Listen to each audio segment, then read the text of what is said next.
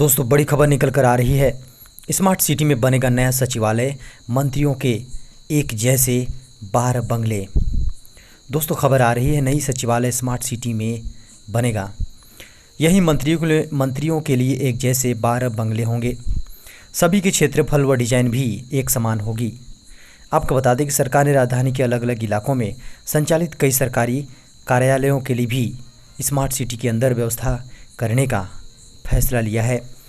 इसके तहत निर्माणाधीन अर्बन सिविक टावर में कई विभागों के निदेशालय आ सकते हैं। आपको बता दें कि इस टावर में प्राइवेट सेक्टर के कार्यालय भी मौजूद होंगे, जिन्हें बोली के आधार पर बेचने का निर्णय लिया गया है। आपको बता दें कि शुक्रवार को मुख्यमंत्री हेमंत सोरेन के स्तर से स्मार्ट सिटी परियोजना की समीक्षा के क्रम में यह निर्णय लिया गया है। इस दौरान उन्होंने कहा कि स्मार्ट सिटी का निर्माण जल्द जन आकांक्षाओं के अनुरूप होना चाहिए। इसके अलावा पहले से प्रस्तावित 4 स्मार्ट सड़कों में से 3 को अधिकृत तौर पर खारिज कर दिया गया। खबर है राज्यों ने जारी की गाइडलाइन, स्कूल खुलेंगे मगर इन शर्तों पर। दोस्तों, कोरोना काल के बीच अनलॉक 4 में केंद्र सरकार ने देश भर के स्कूल कॉलेज खोलने की अनुमति दे दी है। 21 सितंबर से स्कूल कॉलेज खोलने की केंद्र की गाइडलाइंस के बाद अब राज्य सरकारें भी स्कूल खोलने के लिए नए नियम बनाने में जुट गई हैं। केंद्रीय दिशा निर्देश के तहत 9वीं से 12वीं क्लास तक के बच्चे अपने अभिभावक से लिखित परमिशन लेकर स्कूल जा सकते हैं।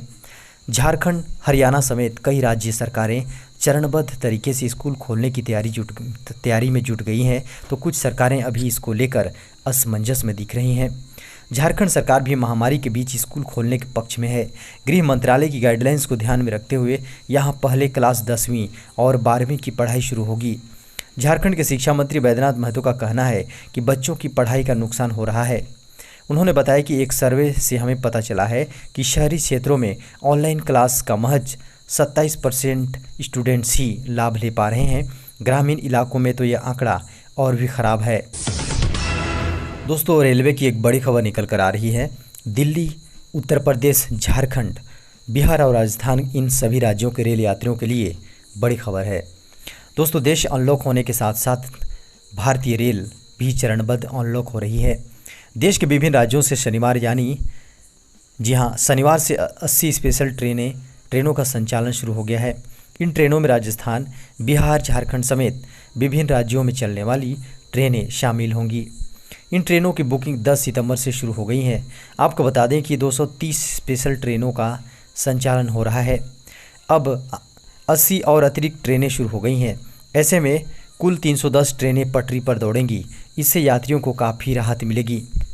आपको बता दें कि शनिवार से जयपुर से 4 जोड़ी अतिरिक्त स्पेशल ट्रेनों का संचालन शुरू हो गया है। ये ट्रेनें भोपाल, नागपुर, इलाहाबाद, उज्जैन जैसे शहरों के लिए प्रस्थान करेंगी। आपको बता दें कि रेलवे बोर्ड के अध्यक्ष विनोद कुमार यादव के अनुसार 80 स्पेशल ट्रेनों के संचालन के लिए ऐलान किया है। ये ट्रेनें पहले से चल रही 330 ट्रेनों के अतिरिक्त होंगी। इन 80 ट्रेनों की लिस्ट में बिहार, झारखंड, उत्तर प्रदेश, मध्य प्रदेश, गुजरात, बेंगलुरु समेत कई राज्यों में जाने वाली ट्रेनें शामिल हैं। खबर है देश के इस प्राइवेट बैंक के साथ नौकरी करने का मौका मार्च तक करेगा 25,000 बैंक मित्रों की बहाली। दोस्तों, ग्रामीण इलाकों में पहुंच बढ़ाने के प्रयास के तहत निजी क्षेत्र का सबसे बड़ा HDFC बैंक अपने बैंक मित्रों की संख्या को इस वर्ष के अंत तक बढ़ाकर 25,000 करने की योजना बना रहा है। बैंक के एक शीर्ष अधिकारी ने शुक्रवार को यह जानकारी दी। अभी बैंक मित्रों की संख्या 11,000 है।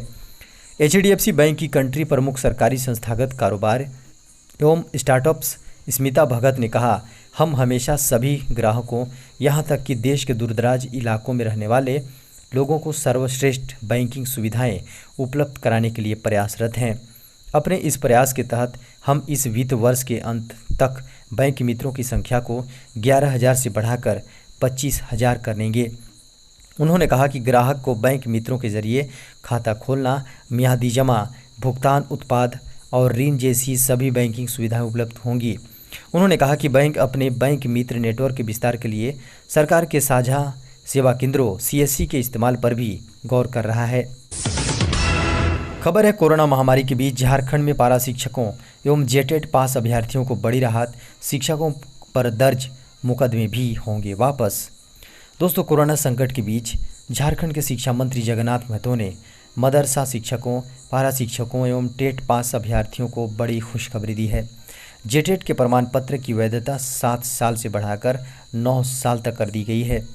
पारा शिक्षकों पर दर्ज किए गए मुकदमे वापस लेने का फैसला किया गया है। कोरोना महामारी के मद्देनज़र शिक्षा मंत्री ने झारखंड शिक्षक पात्रता परीक्षा जेटेट 2013 के सफल अभ्यर्थियों के प्रमाण पत्र की मान्यता अवधि 2 साल बढ़ाने का फैसला किया है। उक्त परीक्षा में सफल लगभग 50,000 अभ्यर्थियों के प्रमाण पत्र की 7 वर्षीय मान्यता इस साल मई में समाप्त हो गई थी।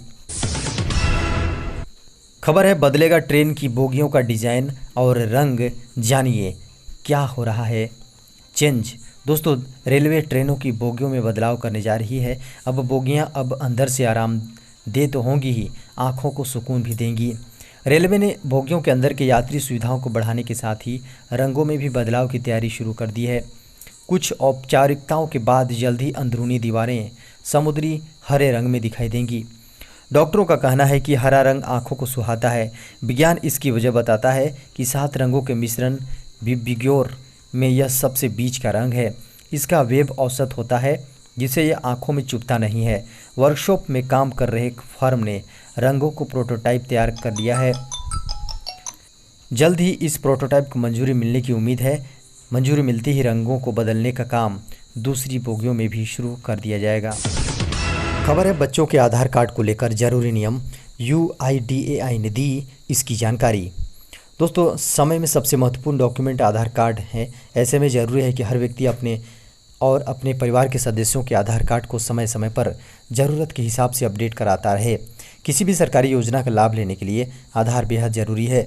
जैसे DBT के लाभ चाहिए, बैंक खाता, पैन कार्ड या फिर प्रॉपर्टी रजिस्ट्रेशन की बात हो, सभी में यह एक उपयोगी डॉक्यूमेंट्स है। 5 साल और 15 साल की उम्र में अपडेट कराना ज़रूरी। UIDAI के अनुसार नवजात बच्चे का भी आधार कार्ड बनवाया जा सकता है, लेकिन बच्चों के आधार कार्ड को 2 बार 5 साल और 15 साल की उम्र में अपडेट कराना ज़रूरी है। यह बदलाव बच्चों का बायोमेट्रिक अपडेशन कहलाता है, जिसके अनुसार बच्चा 5 साल का हो जाए तो उसकी बायोमेट्रिक डिटेल अपडेट करानी अनिवार्य है। इसी तरह बच्चे की उम्र 15 साल होने पर भी बायोमेट्रिक डिटेल्स अपडेट करानी पड़ती है।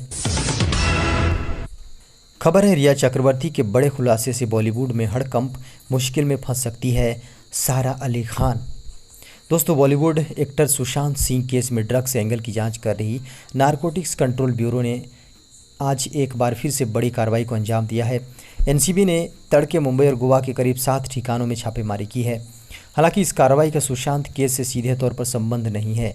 NCB ने मुंबई में ड्रग पेडलर्स के कुछ ठिकानों पर छापे मारे। एक अधिकारी ने बताया कि NCB के मुंबई जोन ने विशेष जानकारी के आधार पर कार्रवाई की है। गौरतलब है कि ड्रग्स मामले में NCB ने सुशांत सिंह की गर्लफ्रेंड एक्ट्रेस रिया चक्रवर्ती, रिया के भाई शोविक चक्रवर्ती, दीपेश सावंत, सैमुअल मिरांडा, जैद बिलात्रा, अब्दुल बासित को गिरफ्तार किया है। बताया जा रहा है कि रिया ने NCB से पूछताछ में बी टाउन के 25 बड़े नामों का खुलासा किया था। इसमें अभिनेत्री सारा अली खान, रकुल प्रीत सिंह और डिजाइनर सिमोन खम्बाटा का नाम सामने आ रहा है।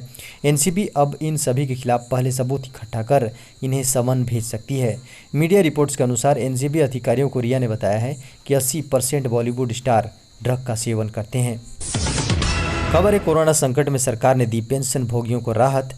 अब इस तारीख तक जमा कर सकेंगे लाइफ सर्टिफिकेट। दोस्तों, बड़ी खबर निकल कर आ रही है। देश में कोरोना महामारी के चलते आर्थिक संकट से जूझ रहे हजारों पेंशन भोगियों के लिए राहत की खबर है। केंद्र सरकार ने पेंशन भोगियों को लाइफ सर्टिफिकेट जमा करने की अंतिम तारीख को बढ़ाकर 31 दिसंबर तक कर दिया है। आपको बता दें कि ऐसे में अब पेंशन भोगी अपना लाइफ सर्टिफिकेट 1 नवंबर से 31 दिसंबर तक जमा कर सकते हैं। राहत की बात यह है कि इस दौरान पेंशन भोगियों को भुगतान जारी रहेगा। इसके साथ ही सरकार ने 80 वर्ष और उससे अधिक उम्र के पेंशन भोगियों के लिए यह प्रमाण पत्र जमा करने की सुविधा 1 अक्टूबर से 31 दिसंबर तक दी है।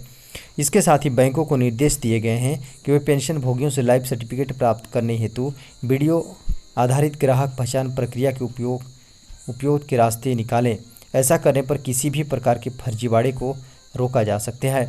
दूसरा फ़ायदा ये भी है कि कोरोना संकट के इस दौर में पेंशनभोगी मोबाइल या लैपटॉप के जरिए वीडियो कॉल कर आसानी से अपने जीवित होने का प्रमाण पत्र दे सकते हैं। जो लोग ऐसा करने में समर्थ नहीं है उनके लिए बैंकों की शाखाओं में जाकर यह सर्टिफिकेट जमा करने की सुविधा दी गई है।